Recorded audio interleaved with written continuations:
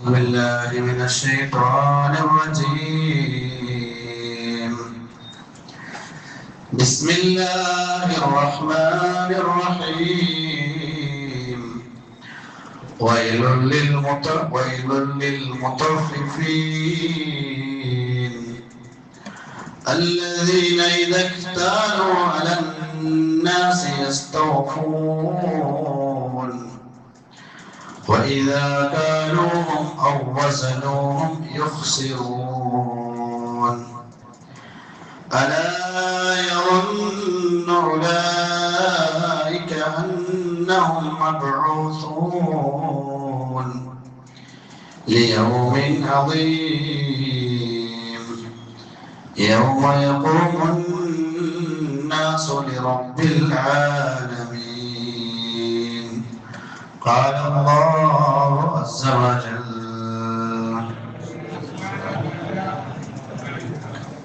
മഹാനായ മുത്തുനബി സല്ലല്ലാഹു അലൈഹി വസല്ലം ലമ്മാ ഖദിമ നബിയുൽ മദീന, നബി സല്ലല്ലാഹു അലൈഹി വസല്ലമ തങ്ങൾ മദീനയിലേക്ക് വന്നിട്ട് വന്നപ്പോൾ മദീനക്കാരായ അറബികൾ കാനൂ മിൻ അഖ്ബസിൻ നാസി കൈല, തൂക്കത്തിലും അളവിലും വഞ്ചിക്കുന്ന ആൾക്കാരായിരുന്നു. അളവിലും തൂക്കത്തിലും വഞ്ചിക്കുന്ന സമൂഹമായിരുന്നു മദീനക്കാർ. ആ സമയത്താണ് മുത്തുനബി സല്ലല്ലാഹു അലൈഹി വസല്ലമ തങ്ങൾ മദീനയിലേക്ക് കടന്നു വരുന്നു. ആ നാട്ടിന്റെ അവസ്ഥകളെ കുറിച്ച് മനസ്സിലാക്കുന്നു. ആ സമയത്ത് അല്ലാഹുവിന്റെ മലക്കുൽ അമീൻ ജിബ്രീൽ അലൈഹിസ്സലാത്തു വസ്സലാം ഇറങ്ങി വരുന്നു. വന്നുകൊണ്ട് ഓതി കൊടുക്കുന്നു: വൈലുൽ ലിൽ മുതഫിഫീൻ, നാശമാണ് തൂക്കത്തിലും അളവിലും ഏറ്റ വ്യത്യാസം ചെയ്യുന്നവർക്ക്. الذين إذا اكتالوا على الناس يستوفون, ജനങ്ങളിൽ നിന്ന് വാങ്ങുന്ന സമയത്ത്, സാധനങ്ങളെ വാങ്ങുന്ന സമയത്ത്, കച്ചവട ചരക്കുകൾ വാങ്ങുന്ന സമയത്ത് കൃത്യമായി കണക്കാക്കിയിട്ട് തൂക്കിയിട്ട് അളവാക്കിയിട്ട് വാങ്ങുന്നവരാണ് അവർ. وَإِذَا كَالُوهُمْ أَوْ وَزَنُوهُمْ, അവർക്ക് മറ്റു വരുന്നവർക്ക് കൊടുക്കുന്ന സമയത്ത്, അളക്കുന്ന സമയത്ത്, തൂക്കുന്ന സമയത്ത് യുഖ്സിറൂൻ, അവർ അതിനെ ചുരുക്കുന്നവരാണ്. അവർക്കാണ് നാശമെന്ന് പരിശുദ്ധ ഖുർആൻ. അലാ യظنു, അവർ വിചാരിക്കുന്നില്ലേ, ഉലൈക അന്നഹും മബ്ഊസൂൻ, അവരെ മരിച്ചു കഴിഞ്ഞിട്ട് പിന്നെയും പുനർജനിക്കാനുണ്ട്. ഏത് ദിവസമാണ്? യൗമിൻ അദീം, അതിഭയങ്കരമായ ദിവസത്തിൽ മരിച്ചതിന് ശേഷം പുനർജനിച്ചുകൊണ്ട് അള്ളാന്റെ മുമ്പിൽ ഉത്തരം പറയാനുണ്ടെന്ന ബോധം അവർക്ക് ഇല്ലേ? യൗമ യഖൂമുൻ നാസ്, അത് ഏത് ദിവസമാണ്?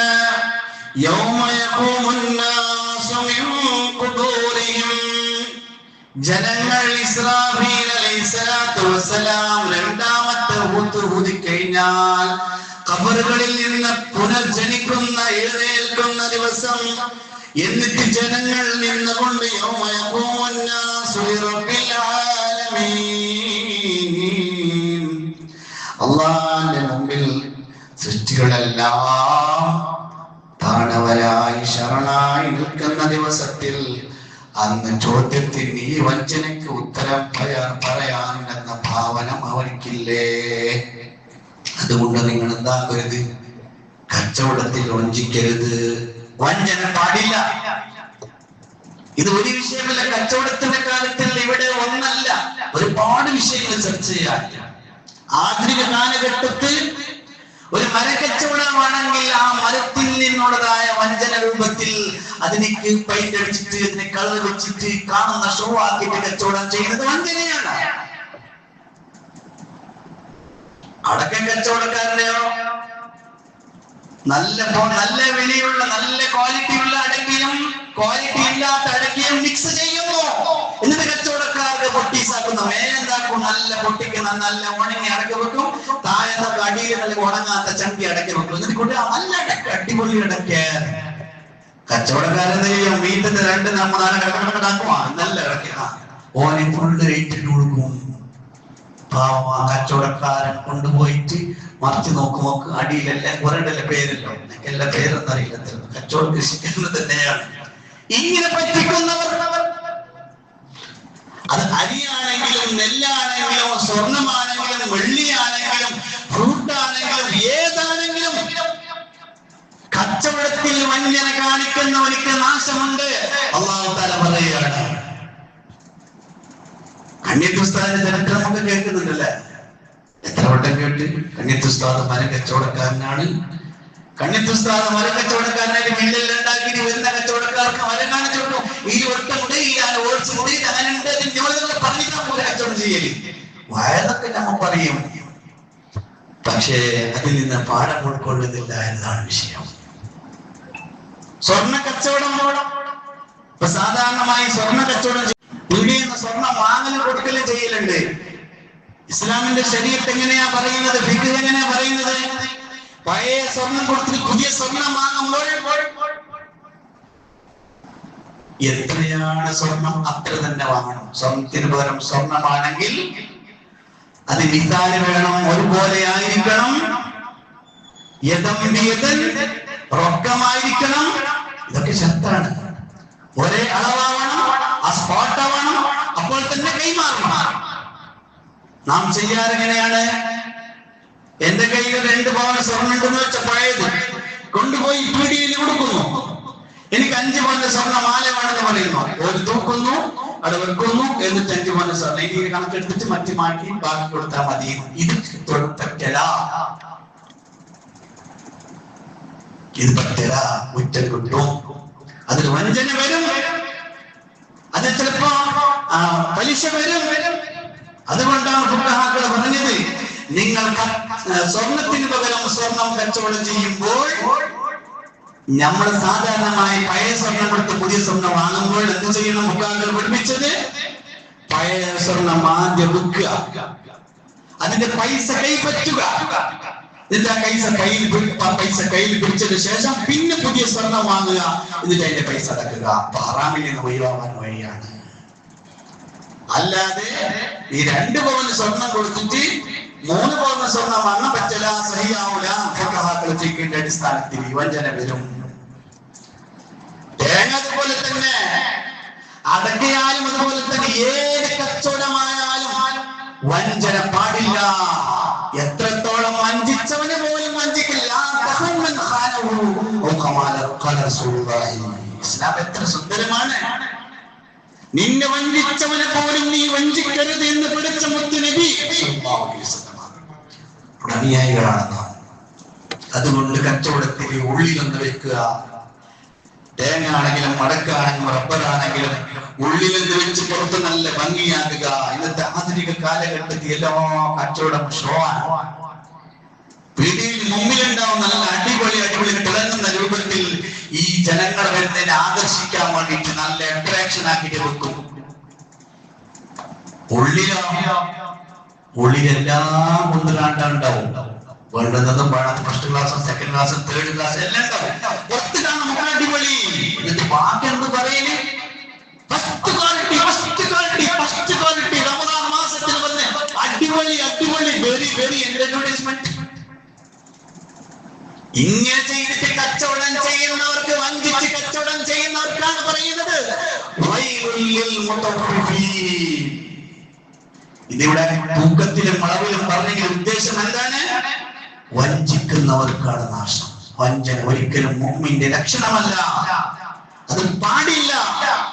ഏത് കച്ചവട വസ്ത്രമാവട്ടെ, ഡ്രസ് ആവട്ടെ, അല്ലെങ്കിൽ കൃഷി സാധനങ്ങളാവട്ടെ, ഫ്രൂട്ട്സ് ആവട്ടെ, അരിയാവട്ടെ, മറ്റുള്ള സാധനങ്ങളാവട്ടെ, ഒരു നിലക്കും കച്ചവടത്തിൽ വഞ്ചന ചെയ്യാൻ പറ്റൂല. അള്ളാഹു നമ്മെ കാക്കട്ടെ. അള്ളാഹ് പറഞ്ഞത് അലാ യظن ഉലൈക അന്നഹും മബ്ഊസൂൻ. അവർ വിചാരിക്കുന്നില്ലേ, അവർ മനസ്സിലാക്കുന്നില്ലേ ഇന്നല്ലെങ്കിൽ നാളെ മരിച്ചിട്ട് പിന്നെ ജനിച്ച് എന്റെ മുമ്പിൽ വരാനുണ്ടെന്ന്. അതിനർത്ഥണ്ട്, ഇങ്ങനെ വഞ്ചിച്ചു പോയാൽ അവിടുത്തെ അല്ലാഹുവിന്റെ മുമ്പിൽ ഉത്തരം പറയേണ്ടി വരും എന്ന്. അള്ളാഹു നമ്മെ കാക്കട്ടെ. ഇങ്ങനെ വഞ്ചിച്ചിട്ടൊന്നും തിന്നിട്ട് കാര്യമില്ല. ഈ വയറൊന്നും വഞ്ചിച്ച് തിന്നെങ്കിൽ ഇതിൽ അവസാനം കയറുന്നത് ചിടലും പുഴുക്കളും തവളം പെരുത്തുണ്ടതിൽ. സന്തോഷമാണവർക്ക് നീ ചൊല്ലുന്നതിൽ. മധുവർണ്ണ കോമള മൃദുലമായ ശരീരമിൽ സമരത്തിലാണ് പരസ്പരം തിന്നുന്നതിൽ.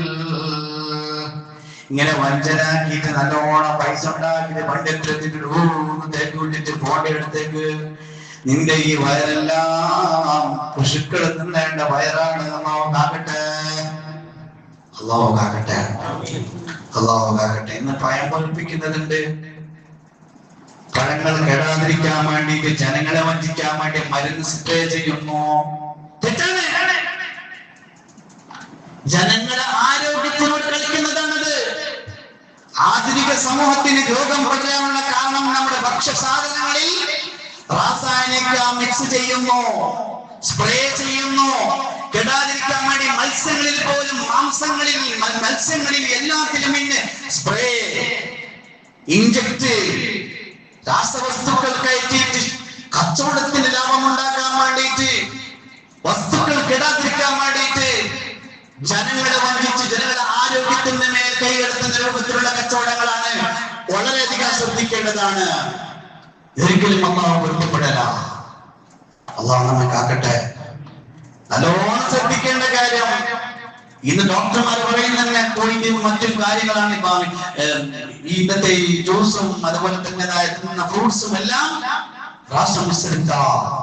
സൂക്ഷിക്കണം, ആരോഗ്യത്തിന് ഹാനി വരുന്നുണ്ട്. ഇപ്പൊ ഇത് കേട്ടിട്ട് നാളെ മുതൽ ഫ്രൂട്ട് അയക്കുന്നില്ല പറഞ്ഞത്. കച്ചവടം ചെയ്യുന്ന ആള് ശ്രദ്ധിക്കണം. ഇതുപോലെ വഞ്ചിച്ചിട്ട് കച്ചവടം ചെയ്താൽ നാളെ റബ്ബ് എന്നോട് ചോദിക്കുമെന്ന്. അല്ലാഹു നമ്മെ കാക്കട്ടെ, അല്ലാഹു നമ്മെ കാക്കട്ടെ. ഹലാലായത് മാത്രം ഭക്ഷിക്കണം. അല്ലാഹു നമുക്ക് തൗഫീഖ് ചെയ്യട്ടെ. ഹറാമിൽ നിന്ന് ദൂരത്താവണം. അല്ലാഹു നമുക്ക് ഭാഗ്യം നൽകട്ടെ. കച്ചവടങ്ങളിലും ഇടപാടുകളിലും ഒക്കെയും നല്ല നീതിമാന പോലെ, നീതിയുക്തമായി, ന്യായയുക്തമായി അല്ലാഹു പൊരുത്തപ്പെടുന്ന രൂപത്തിൽ നമ്മുടെ എല്ലാ ഇടപാടുകളും അല്ലാഹു ആക്കി തരട്ടെ. നമ്മുടെ കച്ചവടത്തിലും ബിസിനസ്സിലും സമ്പത്തിലും കൃഷിയിലും എല്ലാത്തിലും അല്ലാഹു തആല ഖൈറും ബറക്കത്തും ഏറ്റി തരുമാറാവട്ടെ. ആമീൻ ബിറഹ്മതിക യാ അർഹമർ റഹീം. ഹഖി സല്ലല്ലാഹു അലാ മുഹമ്മദ് സല്ലല്ലാഹു അലൈഹി വസല്ലം.